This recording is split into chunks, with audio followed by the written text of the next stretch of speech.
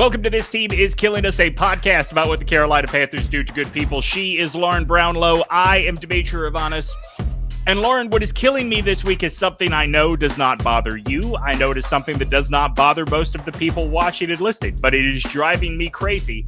I lent my good camera to Mitch Northam to take down for ACC Tip-Off for the Women's Basketball Podcast.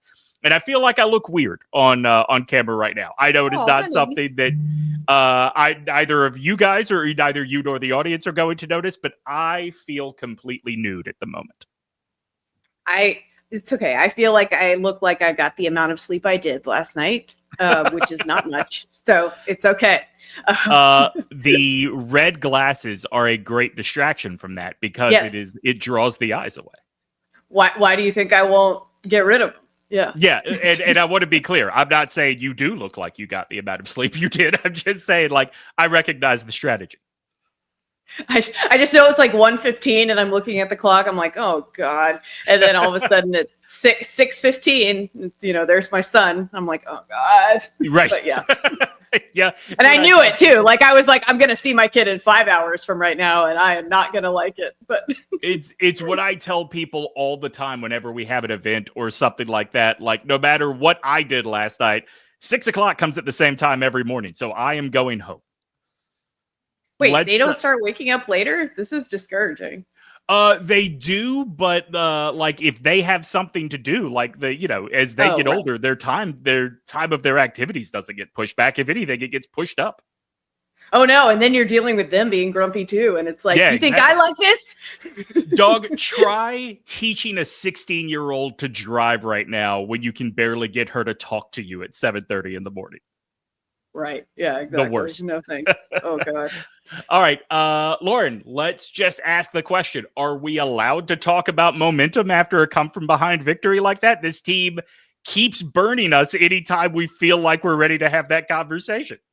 I'm not ready to have the conversation because of exactly what you just said, to be honest. Every time. And honestly, I actually thought, we can get into it, but I was ready to write them off. I was done. I was just, I had checked out a little bit mentally on the game at a certain point where I was not even paying as close attention. Mm-hmm. But at the same time, I was, I'm like, all right, well, I'll keep an eye open because I do know the Dolphins are still terrible. And then all of a sudden, I'm, you start and then they start to kind of claw back and you're like, okay, well, they're not out of it. This team is so bad that they will keep us around. And thank God we have an opponent that will seek the way to lose more aggressively than this Carolina Panthers team will. And at times it was like watching a battle of who wants to win less. Yeah. It was yeah, how can we make the most damaging play possible to our hopes of winning this football game? They were one-upping each other for a little bit. 2 years ago, these two teams played, and if you will recall, that year the Dolphins started pretty hot, and it felt like the Panthers, who already had some problems, were walking into a buzzsaw in that game. And they did. Tua just went off in that game. And I thought about that because number one, being a Bama guy, obviously Tua and Bryce, I'm going to take notice, but it was very different this time because even when they were down, now not 17-0, but 10-0, I did look at my son and say, I don't know, it's Tua. They're going to blow it somehow. And so I never felt like they were out of this. Let's go back to when it is 17-0 real quick, just to kind of explain what we saw. Now, I don't want to dismiss Bryce's bad mistakes, but after that point, after that interception, he's 17 of 26, 175 yards, 2 touchdowns, and has a passer rating of 108.7. That is crazy. Obviously, after that point is when Rico Dowdle decides he is going to set the world on fire and have his best day of his entire career on the ground, 206 yards and a touchdown. By the way, a very photogenic touchdown on the replay. Yes, for sure. And no, and I mean, I think for me, it wasn't even so much the numbers that they put up after that point. It was the fact that what we've seen out of this team so far this season, and we had not seen at the end of last season. So that's why I was a little more discouraged at the start of this year, was whenever the adversity would hit, this season. It was like they just let it keep rolling instead of like fighting back and doing anything to stop it and like retaking the momentum of the game. And so like, yes, you can add all the qualifiers you want about the Dolphins and they are necessary, believe me. But at the same time, like what the you biggest could have added positive, those qualifiers against the Patriots, and they didn't do it. You know, they let the Patriots just keep getting worse. Exactly. And also, you know, I mean, maybe not Jacksonville. Jacksonville may be a little better than we thought, but still, like, the point is that they still competed against some good teams last year in spite of, like, getting in some troublesome situations. So, like, that was what I wanted to see, and that made me really happy to see that. And, like, that was the first genuinely, like, encouraging like sign I felt going forward. And then also you saw like, it's not just Rico, like you see Dave like, oh, this is working. Like, let me stick with it because like, if they're not stopping it, like, why would I do anything else? You know? And like, not only not only Rico is working, let's stick with it, but also when you take the lead, turn around and lose it immediately because Mike Jackson cannot cover a guy as fast as Jalen Waddle. They don't like, it wasn't over at that point. I think even a week ago, exactly, would have felt like this is over.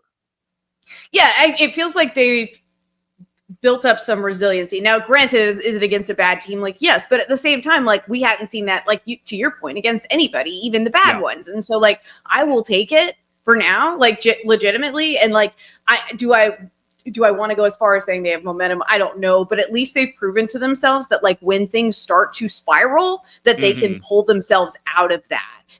Like even the special teams mistakes were just like horrific. Like, I'm just like, what are you kidding me right now? And then all of us, you know, it wasn't like perfect after that, but they did manage to at least like get it together enough. All over, like in every phase of the game to like manage to come back and win. And so, yeah, like that was a good sign for me overall. And we'll see if it continues, but I hadn't seen it this year yet. So it was nice to see it.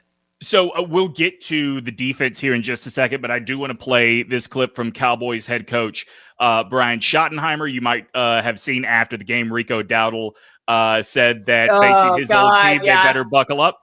But Schottenheimer was not asked about that. He was asked specifically about when you come back from 17 points down, do you, as the opponent, look at that team and say they've got momentum coming into this week? You draw from that. You gain confidence. He's got some very, very good weapons. You know, he's got Legette, he's got Renfro. Sounds like, you know, Tet McMillan's playing great.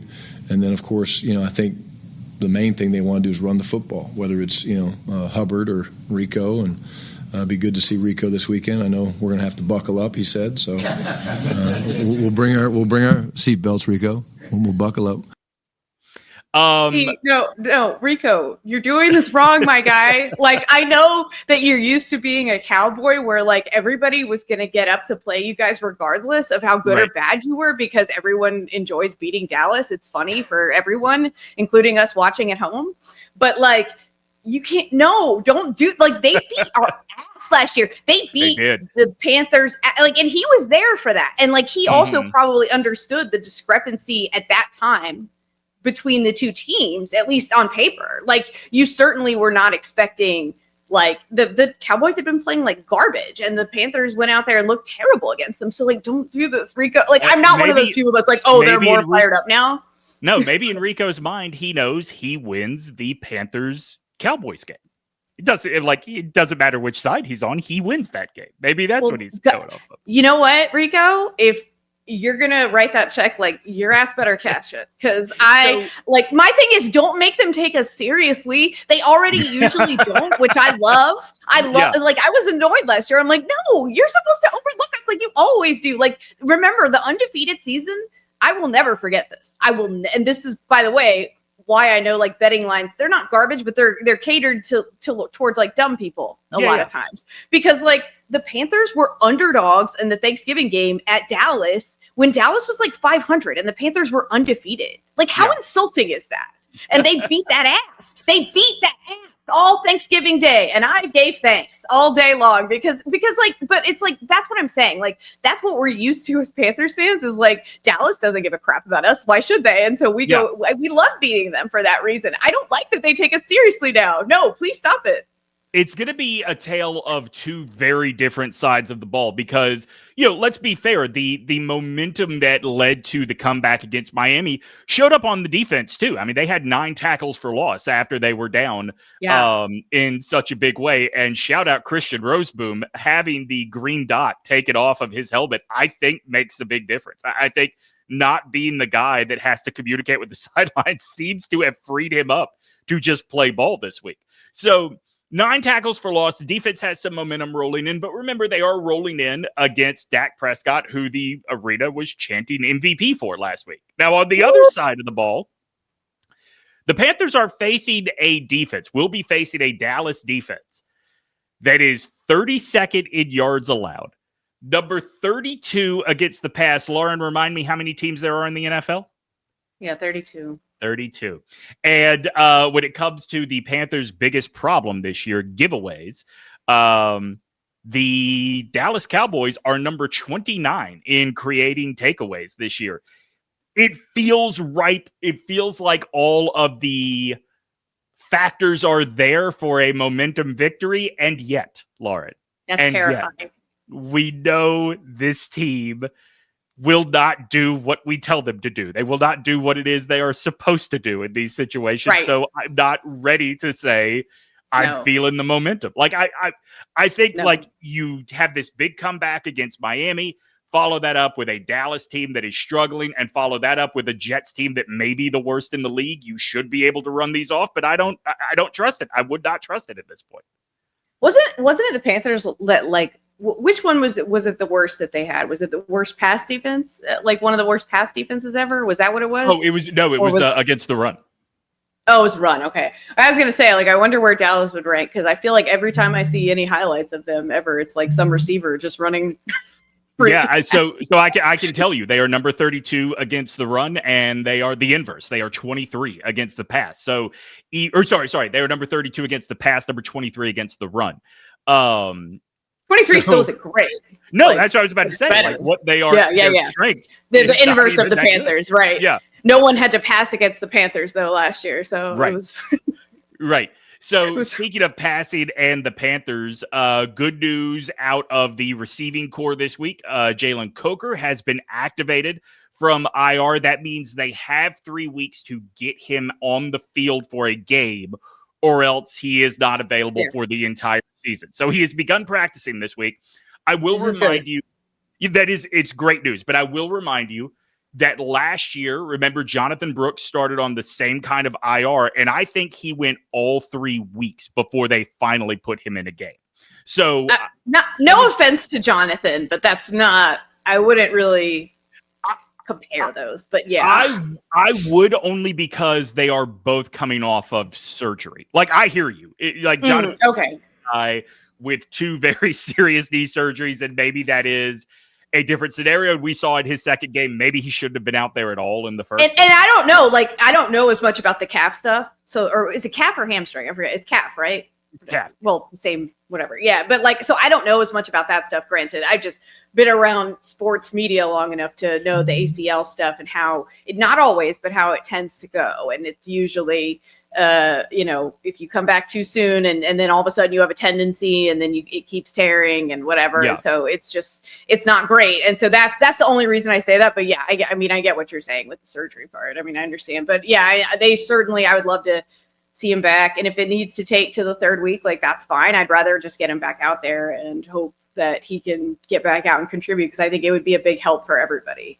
Agreed. I mean, it would completely change the look of this offense. I genuinely wonder, like, let's say Coker, I think it would be absurd to think he's coming back this week. I don't think there's any way he's playing against the Cowboys. Agree. But let's say maybe against the Jets, just for the sake of argument, right? Who gets bumped down? Do you think that Renfrow goes to number 4, or do you think Bryson Tremaine stays put and they bump Renfrow down to emergency duty? I mean, I will remind you, they could have kept both of them or either of them, and they chose to keep Tremaine in initial roster cuts.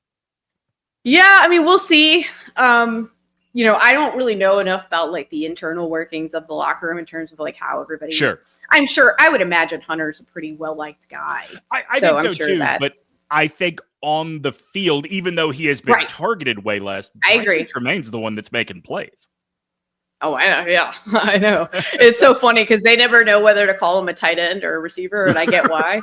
Right. Because it is confusing for me too. I'm like, wait, is that? Oh, wait, he's not a tight end. That's right. I always forget too because he's so big. That's our big gangly boy.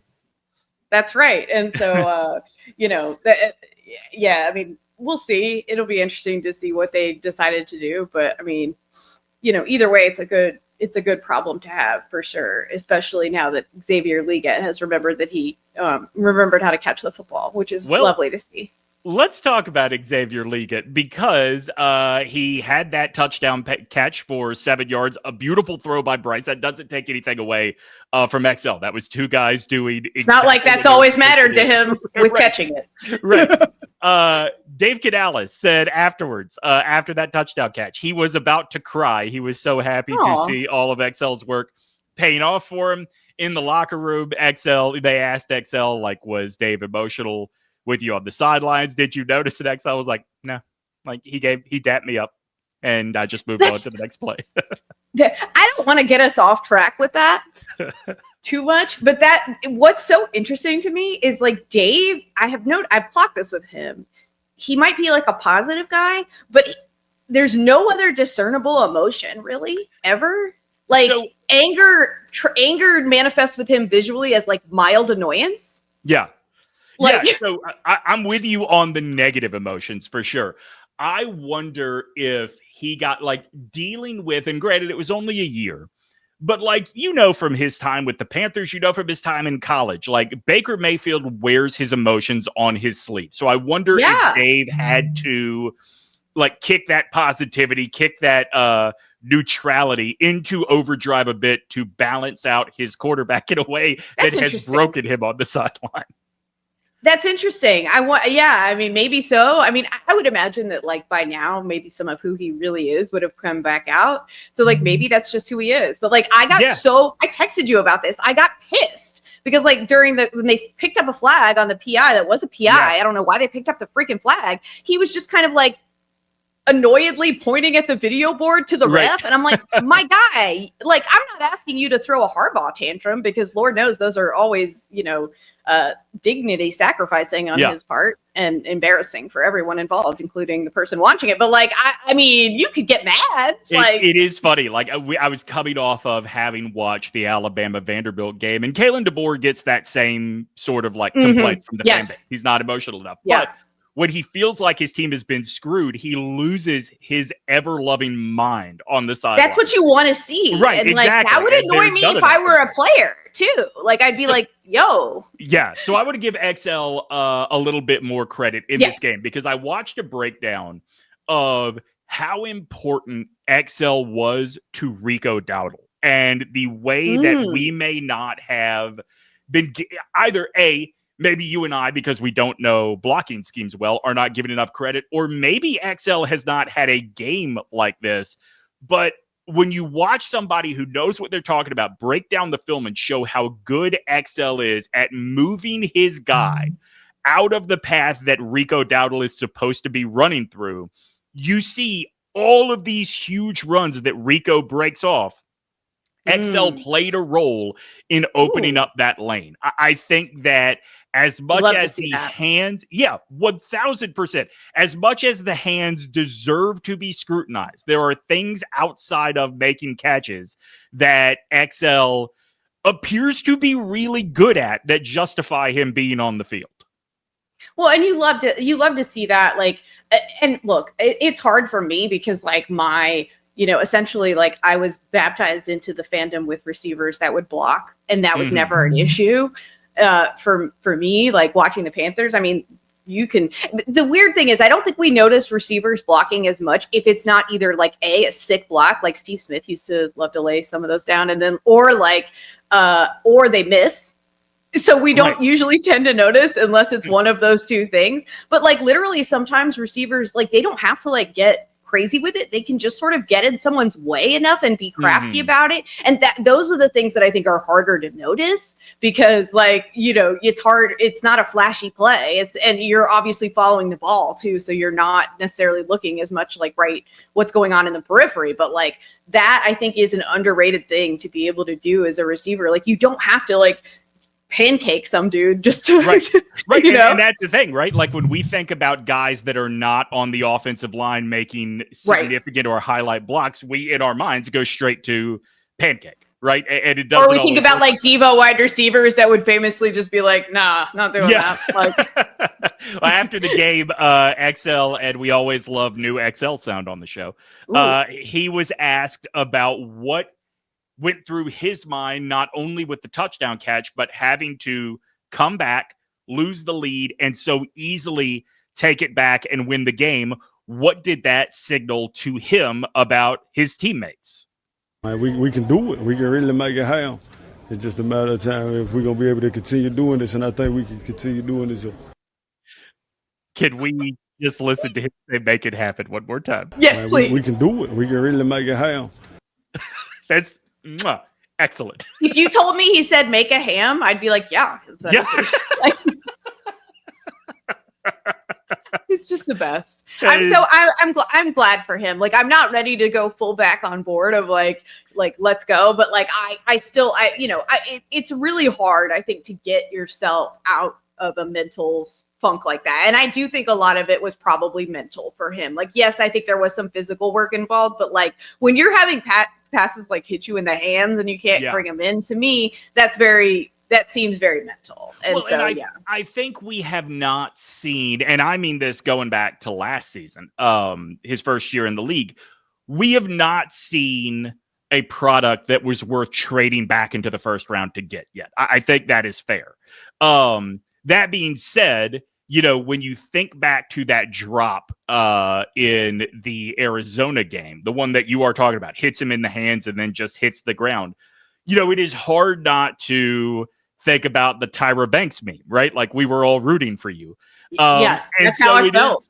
And so it is good to see him put these little things together. Yeah. And I know his touchdown came before some of these great blocks he had for Rico, but it is stacking wins on top of wins. And yes, I'm with you. Like, I still am waiting to see the guy they traded up to take. I'm waiting to see the guy I saw play at South Carolina, but I see a guy that belongs on the field in this collection of receivers right now. For sure. Agreed. And like, and I think it's tough too. And like we talked about this. I mean, the other part of it he's had to deal with is you get a guy like Tetaroa in there who, it hasn't been perfect. I'm not saying it has, but that guy has star quality written all over him, and it's obvious. It's been obvious since the first game. Not only does he have star quality written all over him, it's very clear Bryce prefers him. Like, and whether that is on the field, locker room relationship, or whatever, it is clear that Bryce has something with T-Mac that he does not have with XL. And I'm sure that if you are a receiver, and we know how receivers are, I'm sure that hurts your ego a little bit. Right, exactly. And so I mean, it'll be, I'm sure that was hard. And then also you lose Coker, and you've got everyone looking at you like, all right, you need to start catching it now. Like, it's not necessarily going to make it easier to like step up and perform. So it's really nice to see him step up in that way. Speaking of guys that belong on the field, the Panthers have absolutely decided NicScourton belongs on the field. He is now, Lauren, getting more snaps on defense in every game than DJ Wanham is. Like, I knew that one of these guys, Scourton or Uman Mielen, was going to eventually surpass DJ Wanham. I thought with the collapsed lung that Scourton suffered in the preseason, I thought it gave Uman Mielen the edge. Uman Mielen had a really good first game against Jacksonville. Yes. But here's NicScourton, slowly but surely. He's been on field for 60%, or I guess on Sunday, was on field for 60% of the defensive snaps. They are still using him on special teams too. That tells me this is a dude they feel like just needs to be on the field. Yeah, I was going to say, I mean, and I have no, like, it's not like I've identified all the problems with special teams. I'm not that, I don't have that kind of expertise, but I was like, well, I don't know if that's a good thing. But because like we see how long it takes people to make tackles on special teams. Well, hell, maybe it is a matter of the special teams are so bad. Fuck it, put Nick out there. Let's see if that can change. Yeah, maybe. Right. Yeah, but I like it, and I think one thing I like about both of them, for what I've seen, is they've got a bit of a mean streak, and that's kind of my favorite Like they really like to put a little mustard on it when they hit somebody. They like to, I mean, it's not quite like the jacked up days of old on NFL Countdown or whatever. Like if you know, you know. It was a special time That's right. before we knew what CTE was. And I'm not saying I want to go back there. I'm just saying it was still. I mean, like if we could go back to a time before the Will Smith movie, I'd be okay. I mean, I'm glad. I'm glad we know now. So it's hard to be like, sure. I miss it. I wish it were back. Like, no, but at the same time, like, it was amazing every week, and you looked forward to it. Like, I would watch the Monday game just to like see that package. Like, I loved it so much.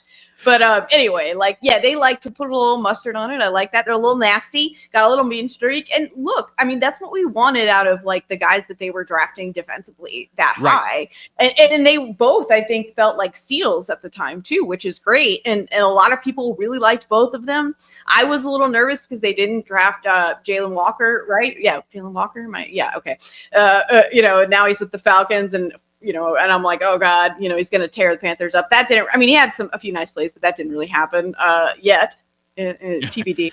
Yeah. I'm sure we'll have this one game where he goes to town. But you're a little nervous, like, okay, are these guys? But yeah, I mean, you see it like paying off. And look, this defense, I said it at the beginning of the year, even when the numbers weren't lining up, I was like, to me, this defense looks noticeably better, even if it's not like showing up in terms of points allowed and all that just yet. Like, and we've seen that pay off, I think, more in recent weeks. Well, if you are Dan Morgan or Ejiro Evero, knowing what your mandate was coming off of last season, the worst defense. You're playing the best guy. You don't care. Yeah. 100%. And you have to feel great about here is a guy that fell to you that was considered probably a first-round talent, maybe a late first-round talent, but still a first-round talent that fell to you at number 51. Yes.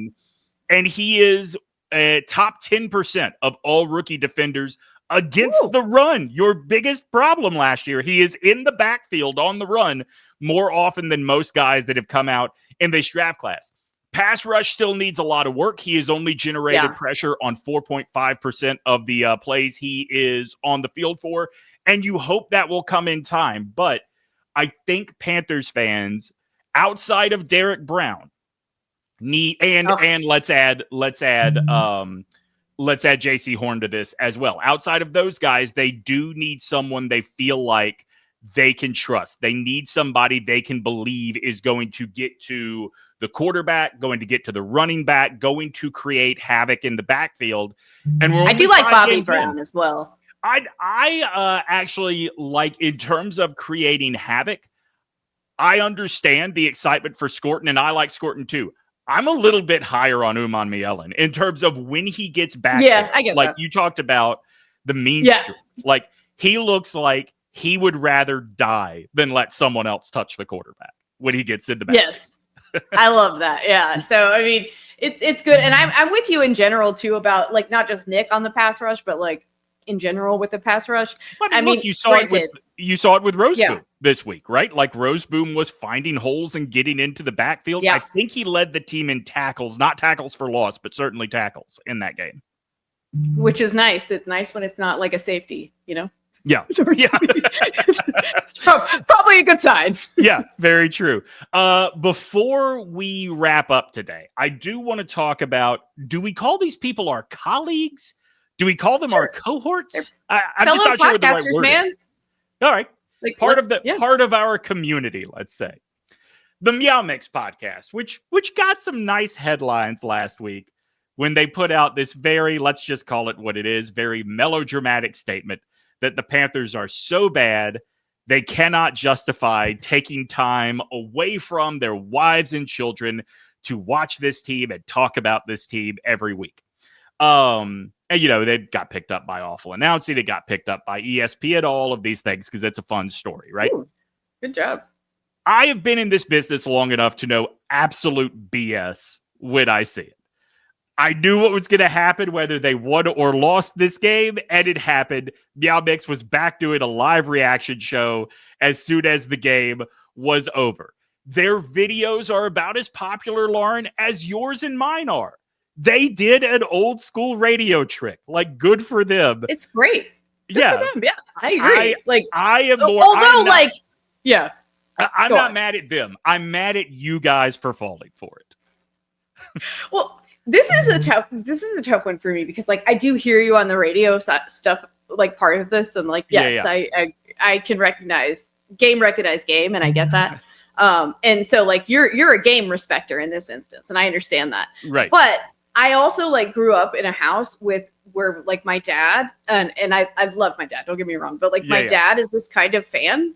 Dare I where say, Lauren, like I love your literally dad. yeah, oh, he'd love to hear that. But like he was this like I can't tell you how many times, whether it was like UNC football, and Lord knows they've given him plenty of reasons. Sure. Sometimes even rarely, but sometimes even like UNC basketball, the Panthers, the Dolphins over the years, you know, because he grew up a Dolphins fan, so did I at first before the Panthers got here. So it was like I'm never watching this team again. I'm out after this. This is enough. Like they've done too much. It's enough. Like they don't take, you know, whatever it is. This is the next game, like right back.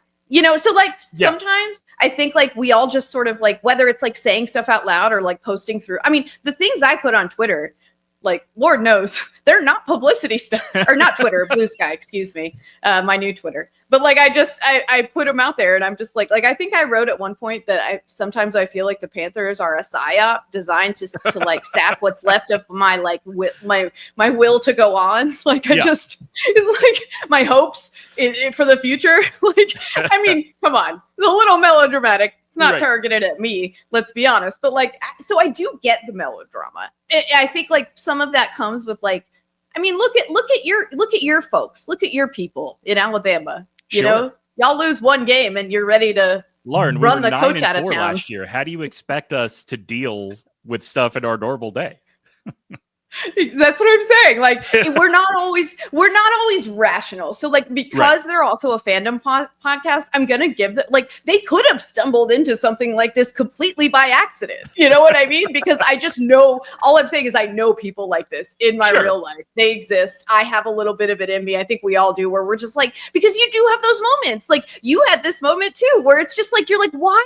You're like, okay, it is a lovely day outside. So it's 70 degrees. I'm glad you said that because this is what I wanted to pivot off of that with. This is not about the MeowMix podcast. This is about all of us that watch this team and every week wonder why we do this to ourselves. Yes. I went out on Sunday. The Panthers got down. I loved that for you, by the way. Yeah, and I texted Lauren, I'm taking my daughter to a thrift shop. We went to one in Cameron Village that has a whole like second Christmas store next to it. Oh, Lord. It was like my dream come true. So much better of a way than watching the Panthers go down 17-0. It's not easy, but it's not hard. Do that for yourself at some point. And again, this is a message to all of you that feel that way and don't have a podcast you have to promote with nonsense. Take some time, take a breath, and get the hell away from the TV for a while. Touch grass. Touch grass.